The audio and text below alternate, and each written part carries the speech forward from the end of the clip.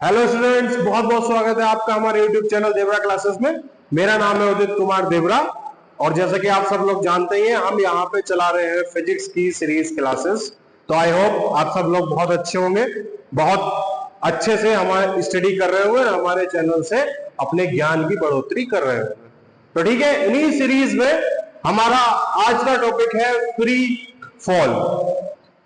तो हम शुरू करते हैं आज का टॉपिक फ्री फॉल। तो जो भी बच्चे तैयारी कर रहे हैं, हमारे चैनल को सब्सक्राइब करें और हमारे वीडियो को लाइक करें और शेयर करें। ठीक है, ठीक, चलिए चलते हैं free fall. What is free fall? तो बेटा ऐसा समझो, फ्री फॉल का मतलब होता है फ्रीली गिरना।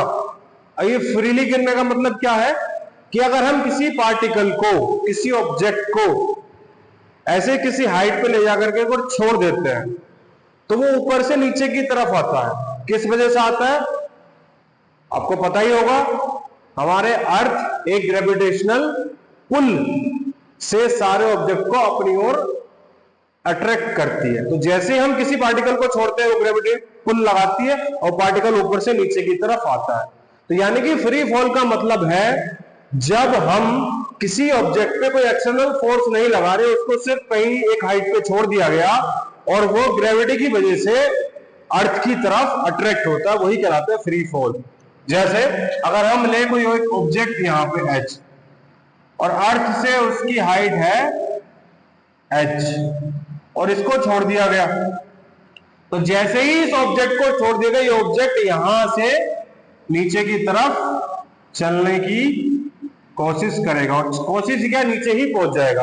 और किसकी वजह से? यहां पे रहेगा ग्रेविटेशनल एक्सीलरेशन g, और इसी g की मदद से ये ऊपर से नीचे की तरफ आएगा। इसका चाहे कोई भी मास हो, उससे फर्क नहीं पड़ता है। ठीक है, अभी ऊपर से नीचे की तरफ आ रहा है और h हाइट कवर करेगा और अर्थ इसे अपनी तरफ खींच लेगी। इसी तरह की कंडीशन को हम कहते हैं फ्री फॉल कंडीशन, और इसी कहते हैं कि motion of an object under free fall. अब फ्री फॉल में जो पहली कंडीशन आती है वो ये आती है कि जो ऑब्जेक्ट की इनिशियल वेलोसिटी है, क्योंकि हमने ऑब्जेक्ट को ऐसे पकड़ रखा था और एक पॉइंट के बाद छोड़ दिया, तो इनिशियल वेलोसिटी कुछ नहीं होती। Initial velocity u equal to 0। u क्या है? इनिशियल वेलोसिटी, वो हो गई 0। अब जब इनिशियल वेलोसिटी 0 हो गई तो इस पे जो इक्वेशन ऑफ मोशन लगेगी, जो कि जैसा कि हमने पिछले वीडियो में बताया था कि जब भी कोई पार्टिकल ऊपर से नीचे की तरफ आता है तो वो ग्रेविटी के अकॉर्डिंग आ रहा है, ग्रेविटी के अगेंस्ट नहीं जा रहा, ग्रेविटी के अकॉर्डिंग आ रहा है। तो ग्रेविटी के अकॉर्डिंग आने पे g की वैल्यू प्लस होती है। तो जो हमारा फॉर्मूला होता है v is equal to u plus g t. यहाँ पे a नहीं होता, एक ही जगह g होता है। अगर किसी को डाउट हो तो इससे पहला वाला जो वीडियो उसको ध्यान से देखें कि g क्यों आया, क्योंकि यहाँ पे एक्सीलरेशन जो है ग्रेविटेशनल है, तो एक ही जगह g आता है, बट ये ग्रेविटी के अकॉर्डिंग आ रहा है इसलिए ये प्लस है, लेकिन अगर नीचे से ऊपर जाएगा तो ये माइनस होता है। ठीक है, तो v is equal to u plus g t, but हमें पता है इनिशियल वेलोसिटी 0। तो इनिशियल वेलोसिटी 0, तो जो पहली इक्वेशन है वो हो गई हमारी v equal to g t. दूसरी इक्वेशन होती है h equal to ut plus half g t square. Initial velocity 0, तो दूसरी इक्वेशन हो गई h equal to half g t square. तीसरी इक्वेशन होती है v square minus u square is equal to 2gh। u 0 हो गया तो हो गया v square is equal to 2gh। तो बेटा ये जो तीन फॉर्मूले हैं, यही फॉर्मूले हमारे फ्री फॉल के लिए एप्लीकेबल होते हैं।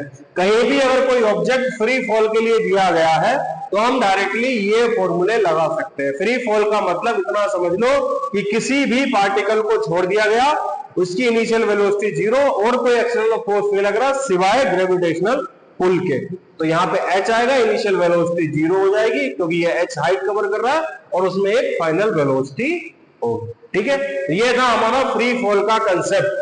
जिसको समझ में आ गया हो तो एक बात मैं बताता हूं कि इससे क्वेश्चन जरूर आता है, चाहे कोई भी कॉम्पिटिटिव एग्जाम हो, तो इसको ध्यान से देखना, बहुत इजी है बेटा। एग्जाम जो होता है ना बहुत टफ नहीं होता, पर होता क्या है कि बच्चों के कंसेप्ट ही क्लियर नहीं होते, और जब कंसेप्ट क्लियर नहीं होते तो वहां कोई एक नई टर्म आ गई ना लिखी हुई, तो वही पता नहीं चलता कि क्या है, अरे यार ये क्या था, इसमें क्या लगेगा क्या नहीं लगेगा।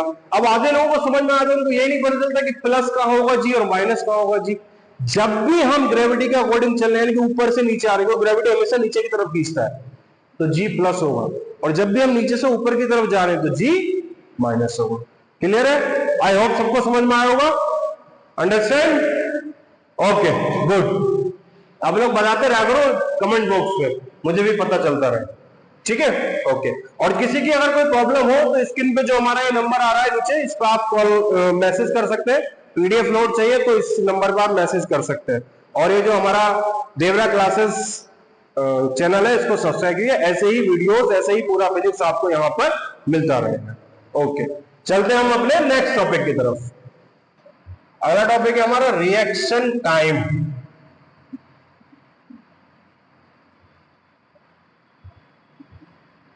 Reaction time.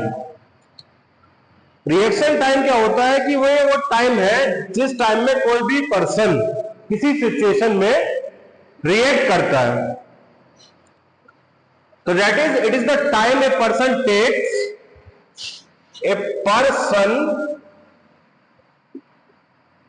Takes to observe, think and act. एक पर्सन को जो टाइम लगता है, reaction time the time a person takes to observe, उस सिचुएशन को ऑब्जर्व करने के लिए, फिर उसको सोचने के लिए और उस पर एक्ट करने के लिए। तो रिएक्शन टाइम एक बहुत ही इंपॉर्टेंट फिनोमिना है फिजिक्स का। देखो, रिएक्शन टाइम एक पर्सन का भी होता है, एक मशीन का भी होता है। रिएक्शन टाइम जितना कम होगा उतनी वो मशीन या उतने पर्सन की एफिशिएंसी ज्यादा होती है।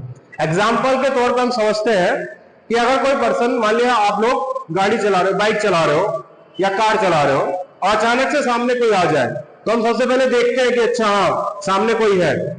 फिर उसमें थिंक होगा, अच्छा हाँ कि सामने कुछ है, कुछ करना है, और करेंगे क्या, ब्रेक लगाएंगे।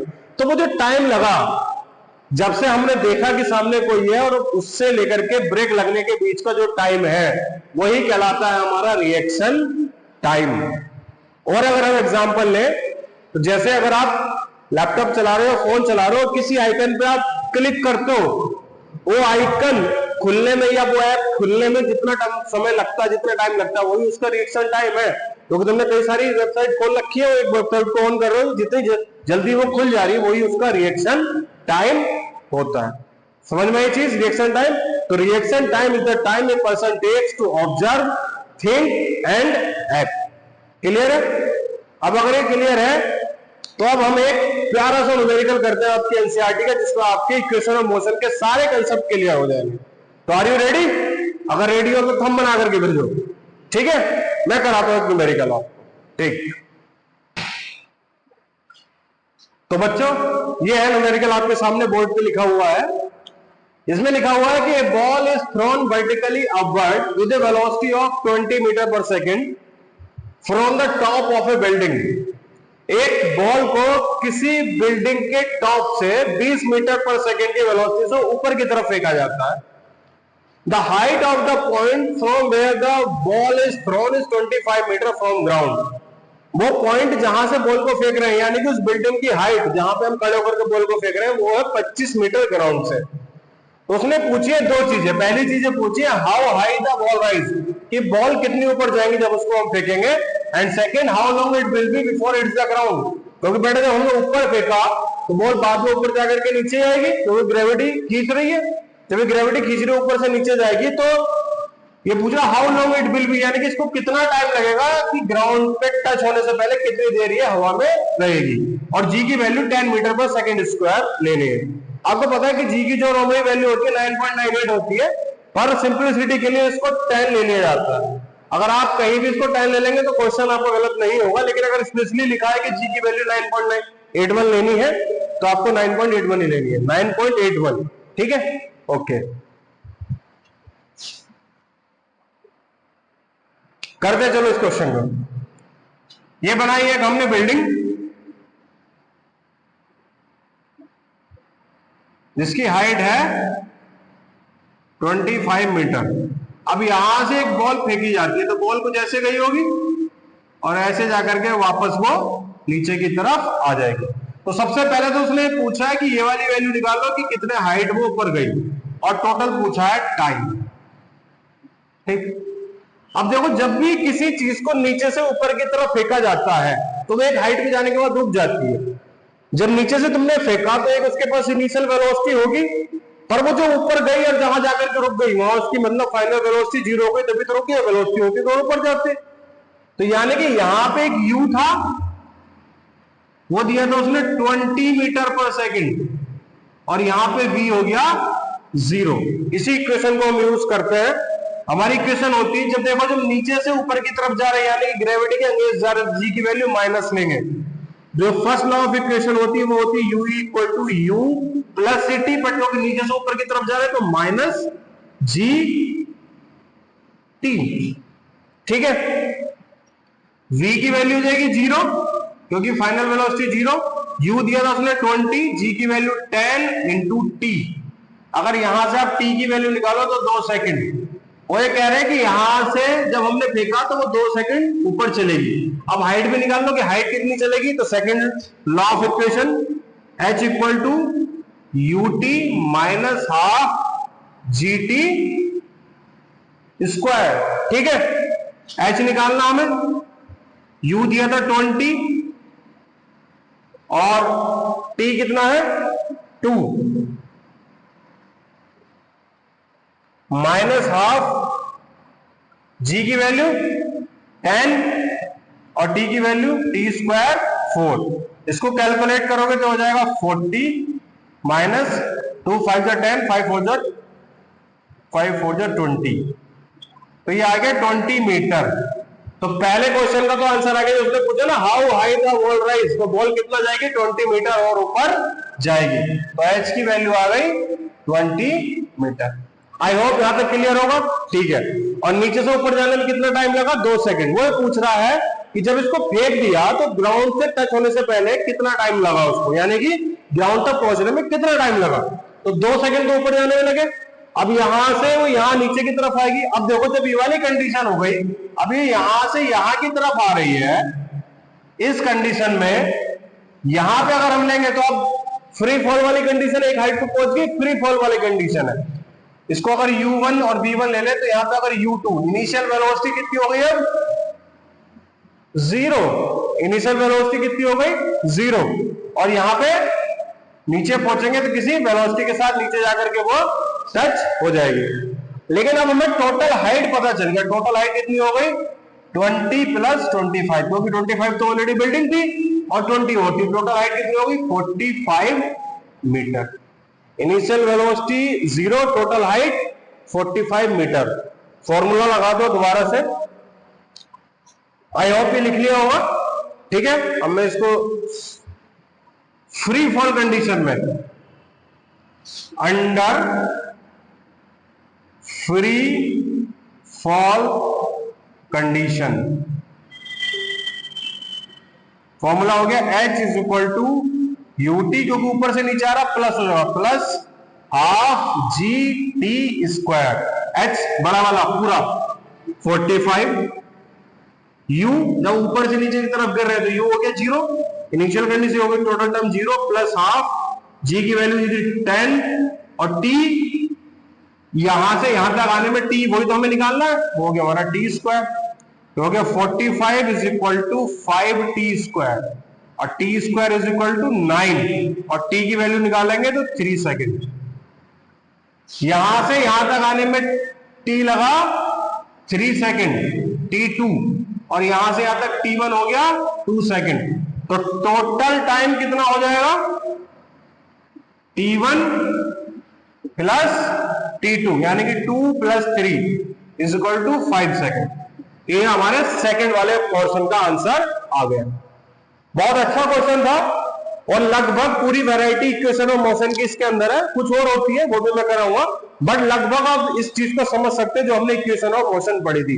अगर ये आपके एनसीईआरटी का ही क्वेश्चन है, सॉल्व एग्जांपल, अगर आपको समझ आ गया तो मैं ये मान के चलता हूं कि ये चैप्टर लगभग आपका तैयार है। इसमें कोई भी चीज आपको अब सोचने वाली नहीं, सिर्फ प्रैक्टिस की कमी है, और वो प्रैक्टिस आप करते रहेंगे तो आप बिल्कुल अच्छे से इस चैप्टर को कर पाएंगे।